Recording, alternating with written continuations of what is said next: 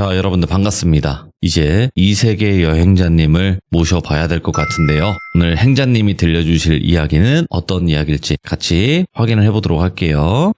여보세요? 행자님. 네, 안녕하세요. 자, 오늘 행자님께서 또 이렇게 바쁘신 와중에 시간 내주셨고요. 자, 오늘 해주실 이야기 듣기 힘들까요? 어떨까요? 저번 주랑 비슷한 느낌이 아닐까요? 듣기 힘들겠네. 알겠습니다. 자, 그러면 도대체 어떤 이야기일지는 출발을 해보도록 할게요. 렛츠고! 길이십니다. 이세계 여행자예요.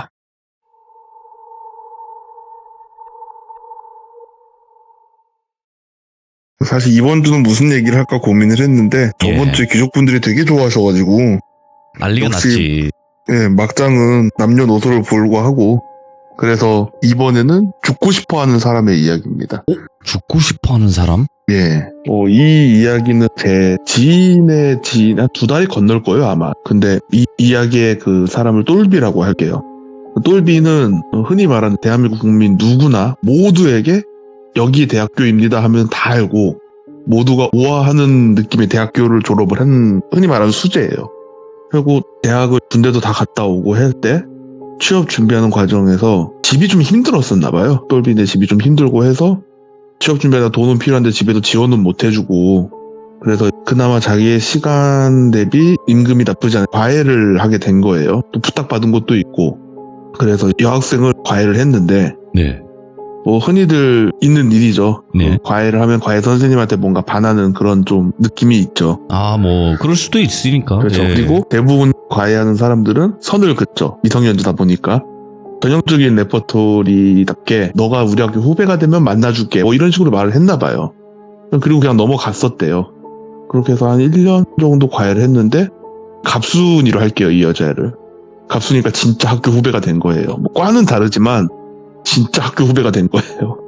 그렇게 해서 같이 어차피 자기 이제 졸업반이고 해서 그냥 같이 밥도 몇 번 먹고 영화도 보고 하다가 관계를 몇 번 맺었었대요. 갑자기? 갑자기 그냥 관계를 맺어버렸다. 오케이. 그러니까 그냥 중간중간 빨리빨리 생각해서 관계를 네네. 몇 번 맺었었대요.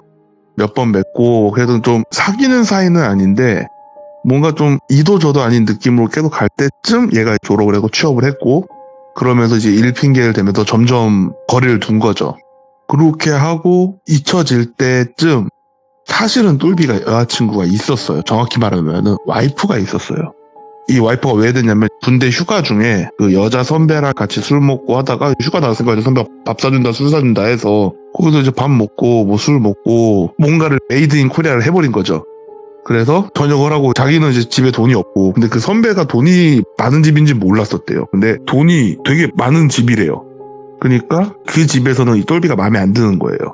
근데 그 똘비의 와이프가 된 그분은 죽어도 이제 애를 낳겠다. 네. 그러니까 부모님이 그러면 결혼을 해라. 나는 내 손주를 애변 자식으로 만들 생각 없으니까 결혼을 해라 걔랑. 그러면은 허락하겠다. 하지만 결혼을 못하면 너 내 딸 하지 마라. 이렇게 나온 거예요. 아이고. 근데 여기서 똘비가 또 어린 나이에 패기로 책임을 지겠다. 자기가 지금 모은 돈도 그렇게 많지 않긴 한데 그렇게 했고 막 패기를 부렸대요. 또 그래갖고 어쩌니까 그때 알았대요. 내가 결혼할 여자의 집안이 되게 짱짱하구나.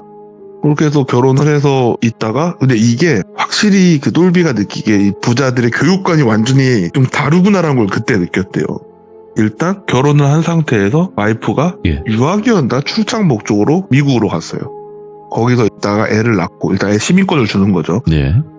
그리고 초등학교 가기 한 2, 3년 전쯤에 한국으로 와서 초등학교, 중학교까지는 한국에서 졸업을 시키고 고등학교, 대학교는 미국에서 보내겠다. 네. 그리고 나서 국적의 선택권을 애한테 준다. 아들이건 딸이건. 그렇게 돼갖고 했는데 결국엔 그 아들이 태어났고 미국에서 애가 미국 가 있는 동안 어쨌든 기러기 아빠로서 돈을 보내줘야 되잖아요. 물론 이 똘비가 굉장히 연봉이 센 직업군에 있는 것도 맞고 돈을 못 버는 게 아니지만 자기 와이프가 짱짱한 집안에서 태어난 딸이다 보니 미국에 보내줘야 되는 돈이 너무 많은 거예요. 그래서 좀 과외를 길게 한 것도 있었대요. 그러다 또 외롭기도 하고 그러다 보니까 걔랑 이제 그렇게 됐던 건데 이제 와이프 거리가 멀어지고 와이프가 이제 돌아올 때쯤 되니 다시 자기 독수 공부한 것처럼 신분 세탁하고 딱 와이프를 맞이한 거예요. 그리고 사실 그 갑순이를 잊고 살았대요. 애는 이제 쉽게 말해서 되게 좋은 명문 사립초등학교를 보내고 싶다였지만 거기서 똘비는 그래도 얘가 일반 초등학교를 갔으면 좋겠다. 어차피 한국에 있는 학교는 초등학교 중학교 아니냐. 그러니까 여기서는 일반 학교를 보내고 미국에서 그 명문을 보내자. 자기는 그랬으면 좋겠다. 뭐 이런 얘기를 해갖고 또 장인 장모께서도 그 뜻을 어느 정도 납득을 했대요. 뭐 좀 다른 의미긴 하지만. 그래서 초등학교 졸업 잘하고 중학교 갈 때쯤에 예나 지금이나 학교 문제는 항상 터지죠. 근데 이게 쉽게 말해서 좀 돈 많이 내야 되는 명문 사립학교를 보내면 그게 좀 덜 할 건데 그게 아니잖아요 지금. 그러니까 이 와이프 입장에서는 불안한 거예요. 괜히 우리 애가 간 학교 반에 그런 폭력적인 애가 있으면 괜히 시비 걸릴까 봐. 그게 걱정되고 하니까 그러면은 중학교를 1학년만 다니고 그만둔다. 1학기만 다니겠다. 그리고 검정고시를 보고 미국으로 가겠다. 이걸로 또 막 싸우는데 저는 아직 결혼 안 해봐서 모르는데 보통 결혼하면 와이프가 이긴대요. 보통 못 이긴대요 와이프를. 근데 이 상황에서는 와이프가 쩐주이기도 하죠. 쩐도 있잖아요. 절대 못 이긴다더라고요. 그래서 결국은 1학기였나? 그때까지만 다니고 학교 자퇴해서 집에서 공부를 시켜서 검정고시를 준비할 계획인데 이게 또 되게 마인드가 특이했대요. 또 선생은 여자로만 찾았대요. 그러니까 한국에서 어떨지 모르겠어도 얘가 이제 미국 가서 앞으로 고등학교 대학교를 다녀야 되는데 약간 그러니까 쉽게 말해서 여자랑 스킨십 이런 거 말고 네. 사회적 접촉을 좀 많이 하게 해주고 싶어 했대요. 그렇게 해서 뭐 미국 가서도 뭐 여자한테 말 한마디 쩔쩔 매고 못하는 그런 하여튼 좀 그런 아시안을 만들고 싶지 않았대요. 그래서 좀 사회적 접촉을 최대한 학원을 보내도 여자 선생님들이 많은 곳, 여자 선생님 담당해주는 곳, 그리고 과외도 일부러 여자 선생 이런 식으로 그렇게 하고 있었는데 똘비는 이 과외 선생을 못 본 거예요. 출근하고 퇴근할 때쯤에 이미 갔으니까. 근데 똘비 아들이 학교를 다니다가 친구들이랑 떨어져서 갑자기 자퇴를 하고 강제로 부모님의 뜻으로 되게 좀 우울해 보였었대요. 좀 의기소침하고 애가. 그때가 또 하필 또 사춘기 시즌에 맞물리기도 하고. 네. 근데 이 과외 선생이 누군진 모르지만 이 과외 선생이 오면서부터 똘비가 좀 밝아지는 게 느껴지더래요. 성적이 원하는 만큼 팍팍팍팍 오르진 않는데 어쨌든 성적이 오르고 있고 그러니까 이제 검정고시는 내년 안에 무조건 붙을 것 같고 그리고 애가 점점 성격이 밝아지니까 뭔가 그동안은 엄마 아빠한테 말 한마디 방문 쾅 하고 듣고 짱 밖에서 안 나오던 애가 뭐 아빠 퇴근하고 오면 아빠랑 떠들기도 하고 엄마랑 자연스럽게 떠들기도 하고 네. 그러니까 이 과외 선생이 너무 좋은 거예요. 이 두 부모는. 똘비하고 똘비 와이프는. 그러고 있던 와중에 그 똘비 와이프하고 아들이 친정네 가족들이랑 가족여행을 간다고 5일인가 일주일 정도를 집을 비웠대요. 똘비는 일을 해야 되니까 그 가족여행을 못 따라갔고 일주일간 자유시간이 생긴 거죠. 너무 행복했대요. 너무 행복한 와중에 갑자기 누가 집 배를 눌러서 열어줬더니 과외 선생님이더래요. 근데 귀족분들 모두 예상하듯이 그 과외 선생님은 갑순이었어요. 그러니까 똘비도 되게 놀랬고 갑순이도 놀라더래요. 예. 그래서 지금 애가 없다. 너가 웬일이냐. 그러니까 나 여기 똘비 아들이 뭐 땡땡이라고 하면은 땡땡이 그 수업 때문에 왔다. 예. 너 오빠는 여기 왜 있냐. 땡땡이가 내 아들이다. 이 얘기가 된 거예요. 그래서 지금 아들이 없는데 그러니까 그럼 어떻게 해야 되지? 뭐 이런데 일단 들어오라고 문 밖에 세워둘 순 없으니까 들어와서 커피 한잔 하면서 그냥 이런저런 얘기를 좀 나눴대요. 애가 뭐 어디 갔다 뭐 애 엄마랑 어디 가갖고 한 일주일 정도 있다 온다. 애 엄마한테 연락 못 받았냐. 막 이런저런 얘기가 오고 가고 하다가 그런 얘기 하다 보니까 같이 저녁을 먹게 됐고 저녁 먹는 김에 빈집에서 술까지 한잔 했으니 아하. 그런 관계가 생긴 거예요. 그리고 그게 좀 그 일주일 사이에 좀 많이 있었대요. 그리고 똘비는 또 애 엄마랑 애가 오니까 이걸 좀 모른 척을 해야 되나 어떻게 되나 엄청 막 전전긍긍했겠죠. 왜냐면 또 그동안은 와이프한테 처갓집에 기눌려가지고 눈치 보면서 쭈구리로 있다가 그래도 자기 나름의 또 애인이 생긴 거니까 옛 애인을 다시 만난 거고 뭔가 되게 좀 그랬대요. 하여튼 이거 내가 말로 표현을 못하겠네? 예. 저는 그 기분을 도저히 이해를 못 해갖고 하여튼 그게 있대요. 뭔가 오히려 가족들한테 더 잘하게 된다는 거예요. 그래서 그 관계를 좀 유지해야 되나 하고 있다가 한 반년쯤 지났나? 애가 이제 미국 슬슬 갈 준비를 해야 될 타이밍에 쉽게 말해서 마지막 수업인 거죠. 마지막 수업인 겸 해가지고 다 있는데 인사도 하고 끝날 줄 알았는데 갑자기 그 과외 선생이 배가 좀 불러와 있는 거예요. 뭔가 이거 포탄이 터지게 생겼다. 와. 예. 그러더니 되게 당돌하게 말하더래요. 그 애 엄마한테. 그 애 할아버지 혹시 한국에 계시냐고. 그거 왜 그러시냐고. 애 할아버지랑 할머니도 좀 불러달라고. 그러니까 마지막 인사를 그냥 우리한테만 하면 되지 굳이 그러니까 드려야 될 말씀이 있다고. 그래서 똘비가 엄청 불안했대요. 그리고 교수님 할아버지 할머니도 뭐 고마워했으니까 손주가 밝아지고. 근데 똘비는 그때 이미 친정대도 준비하고 있다 했었거든요. 그러니까 똘비는 없는 상황에서 할아버지, 할머니, 엄마 있는 거죠. 거기서 그 갑순이가 말을 했대요. 이 애가 내가 지금 누구인지 정확히 모른다. 네. 그러니까 어르신들은 아니 그게 무슨 자랑이라고 좀 그러니까 헛기침 좀 하시고 아니 그 시집도 안 간 젊은 그 아가씨가 그렇게 그게 자랑이 아닌데 그런 말씀을 뭐하러 하시냐. 그러니까 그 똘비 엄마도 되게 당황스러운 거죠. 이걸 우리한테 왜 얘기하나. 이 애가 이 집안 애긴 한데 누구 애인지 모른다. 이 얘기가 나온 거예요. 그러니까 지금 모두가 이제 멘붕이 터진 거예요. 그러니까 똘비는 100% 자기 애 아닌가? 이거예요. 근데 왜 누구 애인지를 모르지? 지금 뭐지? 이러고 있는데 핸드폰에서 영상을 하나 보여주더래요. 예? 그 똘비의 아들이랑 그 선생이 관계를 맺고 있는 영상이었어요. 그리고 갑순이가 말을 했대요. 나는 똘비랑도 관계를 맺었고 그 아드님과도 관계가 있었다. 근데 나는 어쨌든 강제로 당했다고 이제 신고를 할 계획이다. 예. 이제 나는 그걸 할 계획이다. 돈으로 합의할 계획 없다. 난 신고를 일단 할 거다. 그러면은 남편분으로 신고할까요? 아드님으로 신고할까요? 이 얘기를 했다는 거예요. 너무 어이가 없는 상황이잖아요. 근데 영상으로 보니까 이게 사랑하는 사이의 관계가 아니라 좀 뭐랄까 좀 하드한 느낌의 내용이었대요. 그러니까 이 영상만 봐선 아들이 지금 문제를 일으킨 게 맞아. 그러니까 이 할아버지랑 할머니랑 엄마가 그럼 내일까지 답을 줘드냐. 그러니까 지금 여기서 해라. 근데 지금 똘비는 어쨌든 바람을 핀 거잖아요. 그래서 똘비가 강제로 한 걸로 얘기를 하기로 했답니다. 거기서. 그 자리에서 원래 바람 핀 것만으로도 뭐 똘비 어깨에 좀 힘을 써서 아예 그냥 일을 다시 못하게 하고 뭐 이럴 수 있는 집안이지만 재산 분할 어차피 조금도 안 해줄 생각이었는데 지금 살고 있는 집 처분할 거다. 그러니까 집 빼라. 너 나가라. 그리고 똘비의 와이프하고 애는 바로 미국으로 갔대요. 정말 며칠 안 걸리더래요.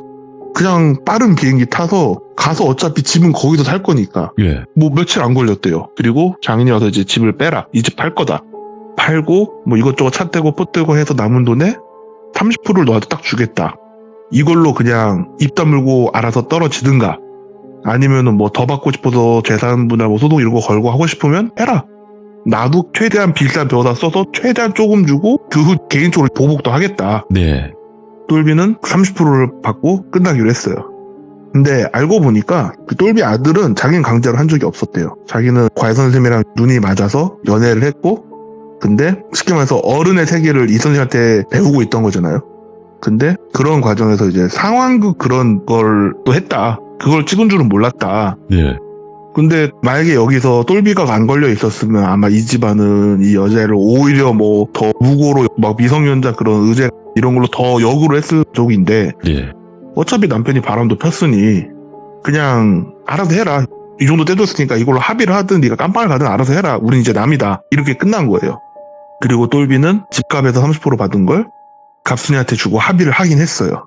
결국엔 합의를 했어요. 거기까지는 좋았어요. 직장은 남아있으니까. 근데 직장을 다니는데 어느 순간 사람들 눈치가 슬슬 이상하더래요. 약간 그러니까 그런 소문이 알게 모르게 돌더래요. 똘비가 아들의 과외 선생님을 겁탈해서 이혼당했다. 근데 이 소문의 진원지가 어딘지를 모르겠다는 거예요.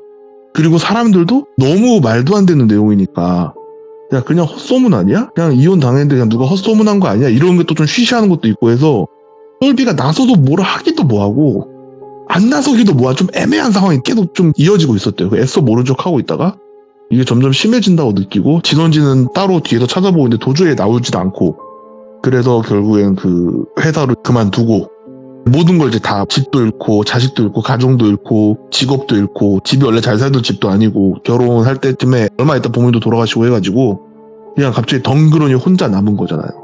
그래서 막 집에서 그 조그마한 자취방에서 술 막 먹다가 갑순이한테 문자로 하여튼 엄청 보냈대요. 막 욕도 했다가 미안하다고 또 했다가 그냥 취해갖고 그냥 주정 부린 거죠. 쉽게 말해서.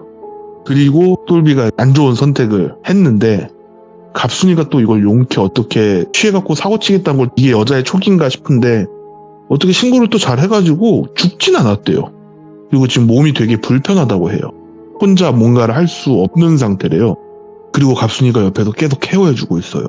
근데 이 똘비의 친한 친구들 몇 명은 갑순이가 아예 못 만나게 하거든요. 연락도 못하게 하고. 이 사람들은 대충 안 돼요. 갑순이가 옆에서 계속 똘비를 괴롭히고 있는 걸 알아요. 겉으로는 쉽게 말해서 결혼 아직 안 한 남자친구? 뭐 약혼자 이런 느낌으로 예. 병수발 들고 있는 착한 여잔데 친한 사람들은 알고 있대요. 얘가 계속 오히려 치료가 안 되게 링거에다가 좀 뭘 탄다든가 애가 점점 바보가 되는 거예요. 똘비가. 그래서 한 번 친구 중에 하나가 막 우격다짐을 밀고 들어가서 잠깐 있었을 때 그나마 의식이 잠깐 있을 때 얘기해보니까 똘비는 죽고 싶다. 날 차라리 죽여달라. 근데 그럴 수 있는 권한은 없죠, 친구가. 그렇게 지금 갑순이랑 병원에서 지금도 잘 지내고 있다는 쪽으로 과연 지내고 있습니다. 근데 이렇게 충격적이어도 많이 덜어내셨죠? 엄청 덜어냈죠. 아, 요것도 일이야, 사실. 그러니까 있는 그대로 들려드리고 그러면 참 좋긴 한데 제가 귀족분들 중에서는 이제 남자분들만 있으면 편하게 말하게 되죠. 여자분들도 계시니까. 자, 행자님께서 이런 이야기를 이제 선별해서 들려주셔서 야, 이런 뭐 진짜 막장 공포가 있나 이렇게 생각할 수도 있겠지만 세상은 더 막장이 많아요. 제가 사실 무서운 얘기를 하고 싶었는데 자꾸 이런 아침 드라마 같은 얘기를 하고 있어서 아, 근데 이것도 공포라고 생각하면 공포라고 저는 생각을 해요. 그것도 저는 이제 사람의 욕심과 그리고 이게 좀 여자가 한을 품었을 때 약간 이런 거는 되게 무서운데 자꾸 막장이 중심이 되고 있는 것 같아서 안돼, 그 행자님의 이야기는 아시다시피 막장도 섞여 있고요. 그리고 또 귀신적인 공포도 많이 섞여 있었잖아요. 그쵸. 그쵸. 이때까지 이야기 해주신 것만 봐도. 그러니까 걱정하지 마시고 언제든지 이야기 들으신 거 있으면 찾아와 주시면 됩니다. 너무 감사해요, 행자님. 네. 재미없었던 얘기 같긴 한데 잘 들어주셔서 감사합니다. 아유, 무슨 말씀이세요. 채팅창 또 빨라지는 거 보면 느낌 옵니다. 네, 아유, 솔직히 감사합니다. 재밌었던 거 알아요. 감사합니다. 고맙습니다. 네. 저는 저희 시청자분들께도 말씀을 좀 드리고 싶은 것 중에 하나가 뭐냐면 그게 있어요. 꼭 귀신이랑 사람이 무서운 이야기, 이렇게 범죄 아니면 귀신 이렇게 이분법적이게 나누는 게 아니라 이 사연, 그러니까 내가 살아온 이 환경 자체가 정말 말도 안 되는 그런 환경 속에서 살아온 그런 일상 이야기인데 정말 무섭고 슬프고 경악스러운 일들이 많거든요. 근데 그거는 굉장한 용기가 있어야지 또 참여가 가능하신 거잖아요. 용기 많이 내주신 분들도 간혹 몇 분 계셨었죠. 그러신 분들도 혹여나 어떤 이야기인지는 한번 제보해 주시면 제가 확인을 해보도록 할 테니까 그렇게 생각을 해주시면 좋을 것 같고, 오늘 이야기 들어주신 모든 분들도 여러분들의 생각을 댓글로 남겨주시고 항상 건강하시길 바라겠습니다. 감사합니다.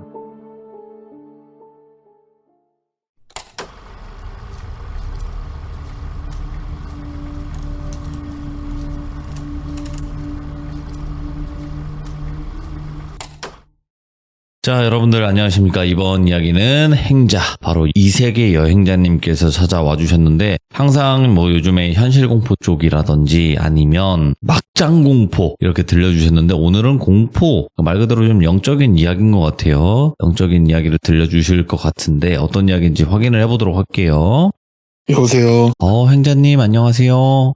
네, 안녕하세요. 네, 오늘 말 그대로 좀 영적인 이야기인 것 같아요, 보니까. 그냥 우리네 사는 이야기죠. 다 모두가 흔하게 한 번씩 겪는 우리네 사는 이야기죠. 아니요. 그렇게 살진 않아요. 예, 무슨 얘기를 하실진 모르겠지만 그렇게 살진 않는데 도대체 어떤 이야기일지 궁금하긴 하거든요. 제가 다 최근에 우리 사람 사는 이야기를 많이 해서 오늘도 그냥 사람 사는 이야기입니다. 알겠습니다. 그럼 바로 출발을 해보도록 할게요. 렛츠고!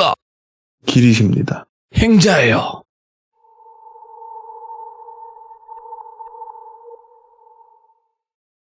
일단 방금 말씀드린 것처럼 오늘 할 얘기는 그냥 사람 사는 이야기고요. 이미 좀 이제 사회에 나와보신 분들은 공감을 많이 하실 건데 이제 곧 나오실 분들은 이 이야기를 듣고 세상 사는 게 다 이렇구나 한번 주의해 주시길 바랍니다. 아하, 예. 이 이야기는 아는 형의 이야기예요. 옛날에 제가 장사를 잠깐 할 때 그 동네에서 같이 장사하던 형님이셨거든요. 이 형님을 이제 똘비라고 할게요. 이 형님이 완전 처음에 장사를 시작한 계기가 회사를 조금 다니는데 자기는 이제 회사 생활이 너무 안 맞는다. 이 조직 생활이 너무 안 맞는다. 작더라도 내 걸 해야 내가 좀 마음이 편하겠다. 뭐 이런 생각이 들었대요.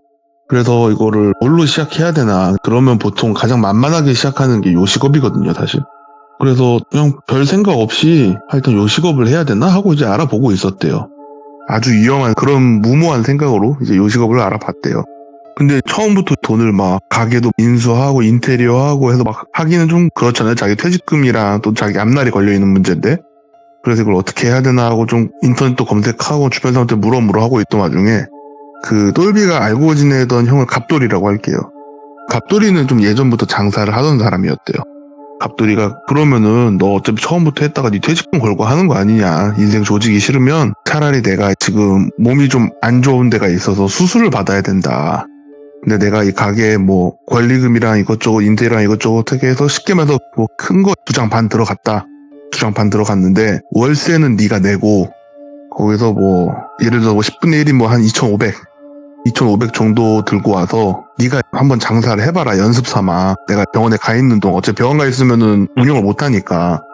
그래서 연습 삼아 네가 한번 해보고 거기서 번 돈에서 절반은 네 거고 절반은 형한테 보내라. 그리고 월세는 빼고 절반 해서 보내라. 이렇게 된 거예요.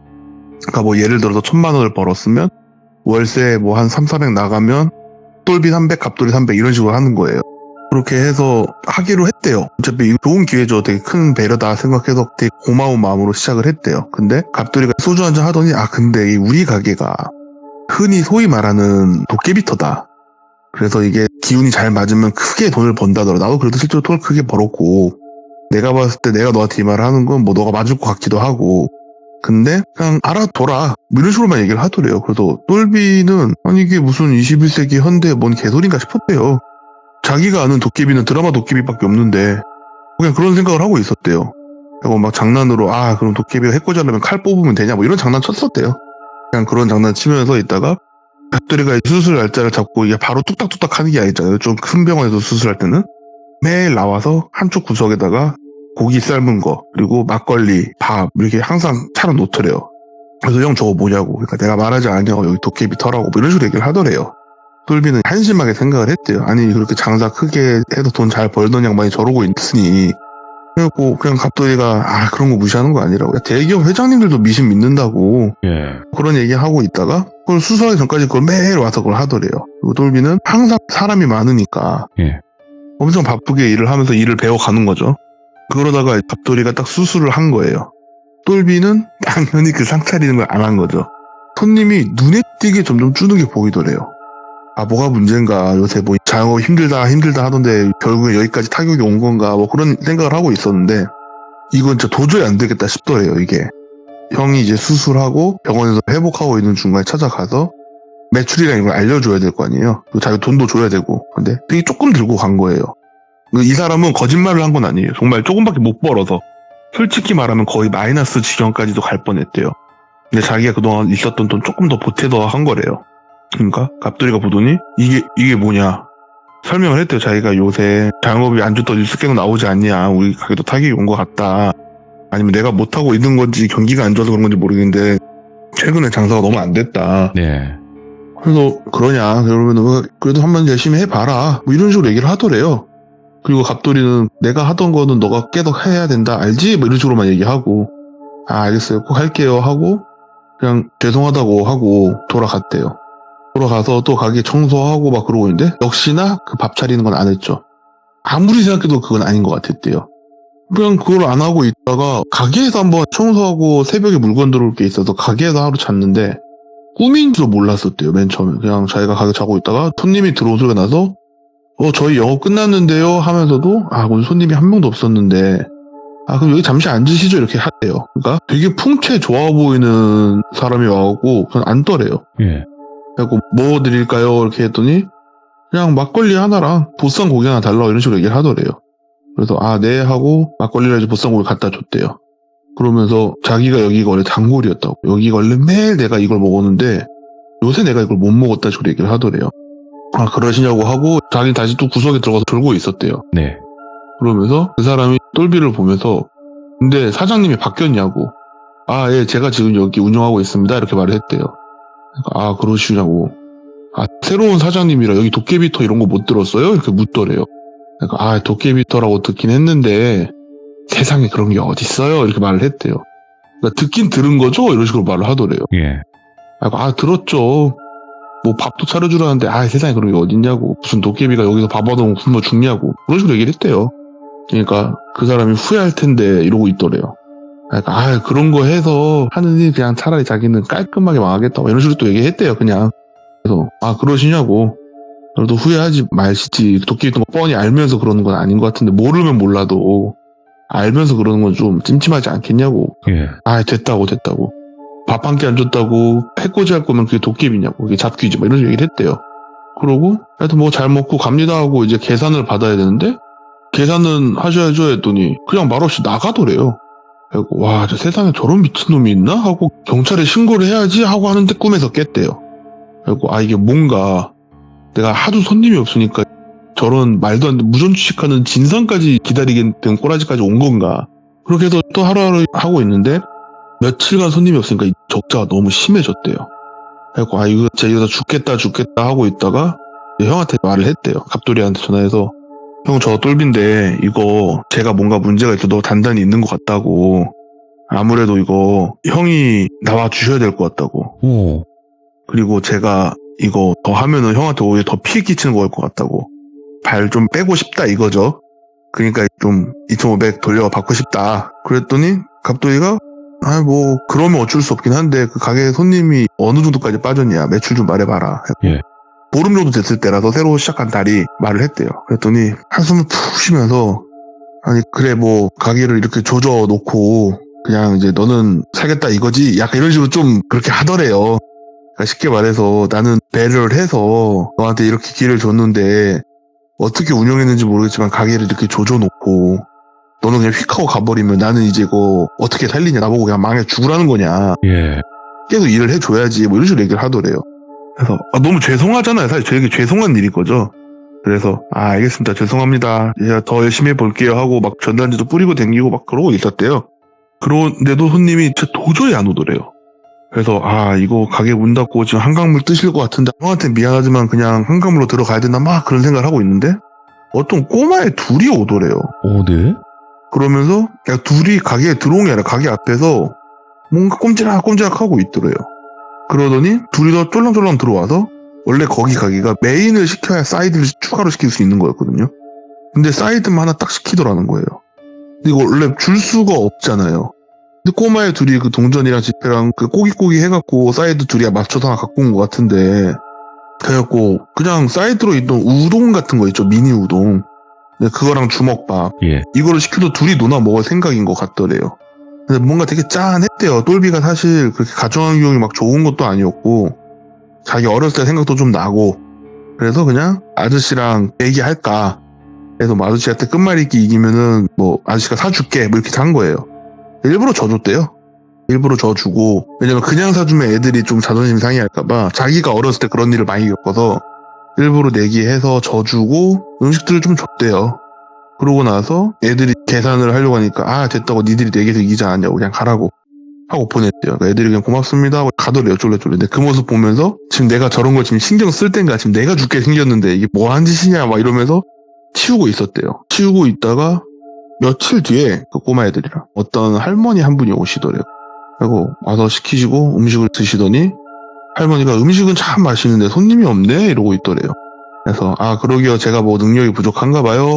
뭐 그런 식으로 얘기를 했었대요. 그러니까 다 먹고 할머니가 계산을 하시면서 얼마 전에 우리 손주들 손주가 아니라 동자라 그랬나? 하여튼 뭐 그런 식으로 부르면서 그 신세를 졌다고 하던데 내가 또 신세지고는 못 산다고 그러면서 명함을 하나 주더래요.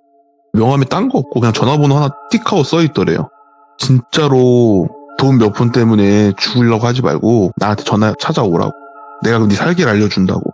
너 여기 있으면 죽는다. 진짜다. 살길 알려줄 테니까 이 전화번호를 시인날 말해주고 찾아와라. 내가 너는 그냥 예약이고 보고 없이 받아주겠다. 보니까 뭐 무당 뭐 이런 거 같더래요. 그래서 이게 무슨 소리인가 그냥 뭐 연락드리겠습니다 하고 있다가 너무 힘들어지면 사람이 종교에 기대고 싶어지잖아요. 그러고 있을 때쯤에 그 무당이 갑자기 생각이 났대요. 그 할머니가. 그래서 전화를 하고 제가 내일 찾아뵈도 될까요? 그러니까 내일 찾아오라고 찾아갔대요. 찾아갔더니 앉아보라고. 그리고 뭐 생년월일 이런 걸 말해야 되나 하고 있는데 너 살고 싶은 그 가게 너 빨리 나오라고. 그 무슨 말씀이시냐. 너 그 형한테 미안한 마음 때문에 네 목숨까지 줄 거냐 뭐 이런 식으로 얘기를 하더래요. 아무 말도 안 했는데. 그래서 똘비가 되게 신기했대요. 되게 신기하게 이거 어떻게 알았지? 원래 이 사람이 여기 사장을 형을 알고 있나? 뭐 이 생각을 했대요. 그 형이라는 인간이 아닌 것 같다. 자기가 봤을 때. 그거 완전 미친놈이다. 내가 봤을 때 너 한 명한테 그런 거 아닐 거고 너 죽기 싫으면은 그냥 빨리 나오라고. 그러니까 이게 그래도 저 때문에 가게가 이렇게 망가지고 막 이래가지고 제가 좀 신경이 쓰인다 사실. 그러니까 무당이 이 사람의 재산 이런 걸 알 수가 없잖아요. 그렇죠. 가만히 보고 있다가 너 그동안 이거 하면 너 초반에 돈 많이 벌지 않았냐고. 보니까 가게 안에 돈 쓸 시간도 없었을 거고 그냥 수업료 냈다 생각하고 그때 번 돈 그냥 그 돈 얘기 100% 꺼낼 거라고 그 인간은. 그리고 네. 그냥 번 돈 다 주라고. 여기서 번 돈 너 한 푼도 가져갈 생각하지 말고 그냥 다 주라고. 그래야 네가 산다고. 물론 여기서 번 돈을 다 준다고 해서 똘비가 당장 망하진 않아요. 어쨌든 퇴직금에서 일부만 줬기 때문에 남은 퇴직금도 있고 또 그 퇴직금을 가만히 현금으로 냅뒀던 것도 아니고 뭐 꾸준히 돈을 불릴 수 있는 상황에 넣어놓은 것도 있었고 그건 또 망가지진 않았어요. 그래서 솔직히 말해서 그냥 무당이 이렇게 만들어서 내가 무당을 믿지 않는다. 이유를 설명해내라. 내가 납득할 수 있게. 그러니까 할머니가 가만히 있다가 무당들 그 특유의 자세에 있어요. 양반대라고 했다가 한쪽 다리만 세우는 약간 그런 자세를 취하면서 이걸 어디부터 얘기해야 되나 이러더래요. 그러면서 너 거기 도깨비터인 거 알고 있냐고. 그러니까 똘비가 그놈의 도깨비터가 뭔데 나한테 자꾸 도깨비터 이러냐고. 너는 그 도깨비를 만났었다고. 이 말을 하더라는 거야. 제가 언제 만났냐고. 너 분명히 만났다고. 근데 그 도깨비터가 보통 뭐 사람마다 말하는 게 조금씩 차이는 있지만 특징이 있어요.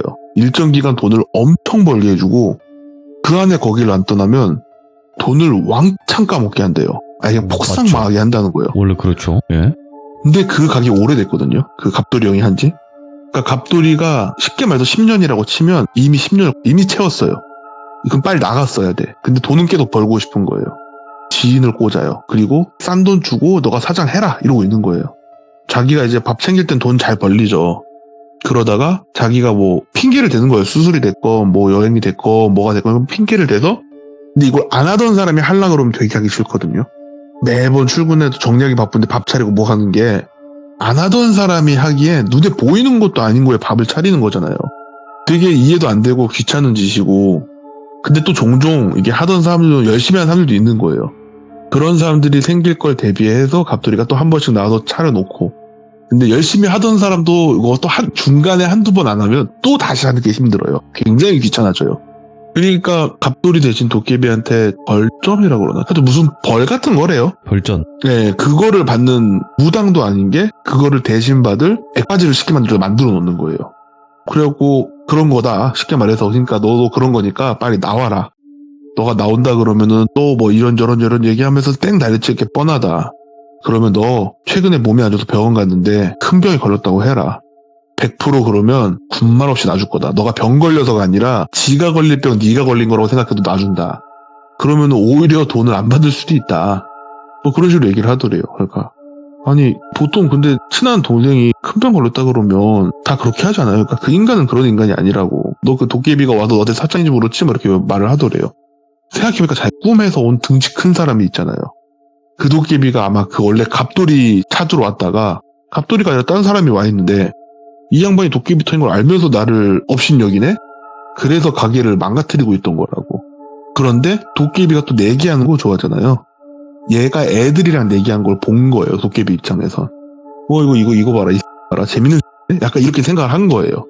그래서인지 자기한테까지 이 가게에 연이 닿은 거다. 쉽게 말해서 네가 숨통은 터야 도깨비가 너랑 놀 거니까. 근데 도깨비랑 길 싸움하지 말고 빨리 도망쳐라. 이 말을 한 거예요. 그 무당 할머니가. 그래서 똘비가 가만히 생각을 해봤대요. 그리고 자기가 지금 상황이 너무 힘들고 왜냐면 이대로 한두 달만 더 가면 자기 퇴직금을 건드리기 시작해야 돼요. 그러면 이제 아예 답이 안 나오는 거예요. 그래서 무당이 시키는 대로 갑돌이한테 찾아가서 형 진짜 죄송한데 가게 망가뜨려서 정말 죄송한데 제가 이거 더 못할 것 같다. 그러니까 너 때문에 손님 없어지고 지금 아픈 몸 끌고 가서 장사하고 뭐 어쩌고 막 이러면서 또 꿍시렁 하더래요. 제가 그런 것 때문에 되게 열심히 해보려고 했는데 최근에 몸이 좀 안 좋아서 병원을 갔더니 암이라더라. 뭐 이런 얘기를 한 거예요. 근데 이게 큰 암은 아니고 그냥 빠르게 초기라 해서 예. 빨리 수술하고 하면 괜찮아질 수 있다고 한다. 그러니까 갑돌이가 되게 얼굴이 걱정하고 슬픈 게 아니라 되게 너 괜찮아? 수술하면 괜찮아진대? 이러는데 그 눈빛이랑 이게 뭔가 되게 기쁨에 찬 눈빛이었대요. 근데 그게 보이니까 너무 소름이 돋았다는 거예요. 왜냐면 똘비 그래도 회사 생활하면서 영업도 하고 막 이랬었거든요. 그러니까 사람 눈이나 이런 걸 보면 잘 아는 사람이에요. 너무 소름이 돋은 거예요. 네. 그래서 아무래도 이거 정리하고 바로 수술 받고 해야 될 것 같다고, 제가 이거 얼마 안 들긴 하는데 이 가게 하면서 번 돈 형한테 그냥 다 보낼게였다고, 이것도 그냥 피해 보상이라 생각하고 받아달라고. 아, 됐다고. 그냥 너 치료비에 쓰라고. 아, 어떻게 그러냐고. 제가 이거 치료 다 하고 다시 형님한테 연락 드릴게요. 이거 치료 잘 받으라고. 그리고 한동안 주변 모든 사람이랑 연을 끊고 그 무당이 시키는 대로 어느 절에 들어가 있었대요. 잠깐 한 2-3달 정도 절에 들어가서 있고, 그 돈은 정말로 거기도 10원짜리 한 장 안 빼들고 그냥 그대로 다 보냈대요. 예. 그리고 솔직히 아깝잖아요. 그래도 수천만 원인데. 무당이 자기 절을 쓰고 오더니 그 돈 다 보냈냐고. 다 보냈다고. 그렇게 해서 부정탄 돈을 갖고 있으면 너한테 그 부정이 계속 따라다닌다고. 돈이 아무래도 돌고 도는 거라지만 이렇게 사람 재물로 바치는 꼬라지로 번 돈인데 그 돈 갖고 있으면 너 100% 부정 탄다고. 그냥 빨리 걔한테 다 넘기는 게 맞다고. 그리고 여기서 너는 그냥 그동안 묻은 부정 털어내고 도깨비가 못 찾아오게 연줄 끊어놓고 하면 또 그 인간은 아마 지가 나가든 새로운 액바지를 찾든 할 거다. 안타깝지만 그 인간한테 다 넘겨야 된다. 방법이 없다. 그래서 똘비가 가만히 있고, 근데 그 사람한테 뭔가를 직접 할 수는 없냐. 자기는 뭐 갑돌이한테 뭐 어떻게 할 수가 없대요. 자기가 경찰도 이런 것도 아니고 영적인 문제로 신고할 수 있는 것도 아니고, 그렇다고 자기가 도깨비를 컨트롤할 수 있을 만한 큰 무당도 아니고. 근데 자기가 봤을 때 갑돌이 쟤는 가게가 여러 개 있을 거라고. 와. 그러니까 그 여러 개를 돌리고 있는 거라고. 근데 가만히 똘비가 생각해보니까 가게가 여러 개인 것까진 모르겠는데 예전에 술자리만 가면 항상 그 말을 했어요. 2호점 3호점 낼 건데 요새는 도깨비터가 없다고. 이런 식으로 얘기를 한 걸 많이 들은 거예요. 헐. 예. 그러니까 그런 가게를 몇 개를 돌려놓고 액바지를 몇 명 꽂아놓고, 자기는 예를 들어서 나 지금 몸이 안 좋아서 수술을 좀 해야 될 것 같아 하고 몇 달간 병원에서 쉬면서 가게 4-5군데에서 절반씩 들어오는 수입을 갖고 있는 거예요. 근데 가게가 망가지면 얘가 험한 꼴을 당한다는 거예요. 내가 뭐 큰 병에 걸리든 사고가 나서 죽든, 뭐 가게에서 예를 들어서 불이 났어. 근데 보험은 내 이름으로 돼 있잖아요. 얘가 뭐 그 불에 타 죽든 말든 내 알 바 아니고 예. 내 가게인데 사장 명함 딱지 준 직원인 거예요. 사실 이 사람한테는. 동업자가 죽었으니까 투자한 돈은 내 거야. 내가 병원에 있는 동안 동업자가 실수해서 불을 냈네? 그럼 저는 보험금은 받아야죠. 그러니까 그런 식으로 돈을 계속 받고 있던 거예요.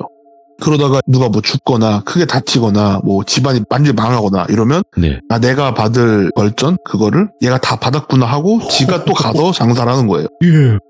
또 몇 년 하다가 예를 들어서 뭐 도깨비가 자기를 찾아온다는 느낌이 든다. 예. 그럼 또 구하고 그냥 그 짓거리를 계속 하고 있는 거예요. 와.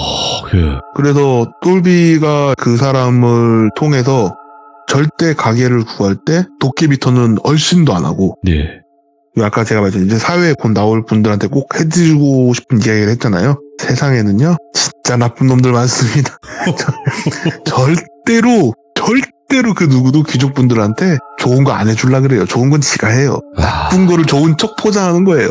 네, 섬뜩한 부분이 뭐냐면 도깨비 터 그래요. 어쩌다가 우연히 들어가서 장사는 할 수 있는데 그런 터만 들어가서 여러 개 뭐 점포를 늘리고 거기서 벌전을 다른 사람한테 받게 한 뒤에 그 다음 또 다시 하고. 근데 이게 그 부분. 무당 말로는 꼭 이 사람이 도깨비 터다 이런 걸 설명하고 뭐하고 하는 게 네. 내가 봤을 때 이거 코칭해준 무당이 있는 거라고. 왜냐면 그게 있대요. 도깨비터에서 장사라도 얘가 도깨비터인 걸 모르는 사람이면 네. 똘비같이 꿈이 됐건 아니면 뭐 실제로 됐건 도깨비가 와서 떠본대요. 어떤 형태로든 뭐 애로 오든 뭐 여자로 할머니로 아저씨로 할아버지로 뭐 청년으로 오든 뭐로 오든 떠본대요. 네. 근데 진짜 모르던 사람은 그냥 봐주는 경우도 있대요. 이제 자기가 알려주는 쪽으로. 근데 예. 알고 있잖아요. 그니까 벌전을 때려버리는 거예요. 이거 내가 볼때 코칭해주는 게 있는 것 같다 이렇게 해갖고. 그러네. 일반 사람들이 알기 쉬운 건 아니니까요. 그죠? 그렇죠. 다 이게 네. 우리 사는 이야기죠. 속고 속이고 모르면 당하고. 잠깐만, 이세계 여행자님. 사람이 사람을 최대한 믿을 수 있는 세상이 왔으면 좋겠다라는 생각 항상 하는데 속고 속이고 방송이니까 찌르고. 이런 말씀을 하지만 현실은 정글입니다. 네, 근데 맞죠. 예. 이제 갓 사회에 나오신 분들은 원래 뉴비들 보면 오비들은 침 흘리고 어떻게 요리해 먹을까 이 생각밖에 안 들어요. 혹시 행자님 요즘 뭐 좀 당하신 거 있으세요? 아, 저는 당한 게 없죠. 저는 잘 도망 다니죠. 아, 그래요? 아니, 옛날에는 당한 게 좀 있어서 잘 도망 다니죠. 사람이 저도 안 당해본 건 아니에요. 그렇지만 당해봐야 알더라고요. 저 수업료를 한 번씩은 맞아요. 내더라고요. 그렇게 가끔 여러 번 내는 사람들도 있긴 한데. 네네네. 맞습니다. 아이고. 근데 정말 이거는 꼭 말해드리고 싶었어요. 이게 왜 제가 우리가 사는 이야기를 한 거냐면요. 그렇죠. 도깨비도 이런 게 흔하진 않아요. 근데 남을 이용해서 자기 이득을 취하려는 사람은 5천만 국민 중에 5천만이 있고요. 그냥 쉽게 그런 거에 믿지 마세요. 아주 그냥 맞습니다. 다 양념 발리는 겁니다. 오늘 그래도 행자님께서 이거는 영적인 것도 포함이 되어 있었고 사람이 무서운 이야기도 같이 포함이 되어 있었던 거라서 너무너무 감사드리고 항상 또 언제 찾아올까 기다리고 또 기다리는 그런 참여자분이시니까 꼭 잊지 말고 와주세요. 네, 알겠습니다. 네, 감사합니다. 무서운 고맙습니다. 이야기를 해드려야 되는데 자꾸 평범한 다큐멘터리 해드려서 죄송하고 들어주셔서 감사합니다. 행자님의 스타일이 있는 거니까 전혀 그런 생각하지 마시고 편하게 오세요. 네, 알겠습니다. 네, 고맙습니다. 감사합니다. 네. 자, 행자님께서 이렇게 섬뜩하게 우리가 곱씹어봤을 때 무서운 이야기들이 있어요. 근데 이거는 도깨비 털을 이용해서 이렇게 하는 사람이 있구나. 그치? 사실상 그 술 장사할 때도 주기 말 그대로 술 좋아하는 귀신들이 많은 곳을 찾아다니는 사람들이 있어요. 그것만 찾아다니면서 술집을 여는 사람들이 있거든요. 근데 그거랑은 좀 다른 개념이에요. 이거는. 네, 그래서 더 섬뜩하게 듣지 않았을까 생각을 합니다. 시청해주신 모든 분들 그리고 사회 초년생 분들 항상 조심하시길 바라겠습니다. 감사합니다.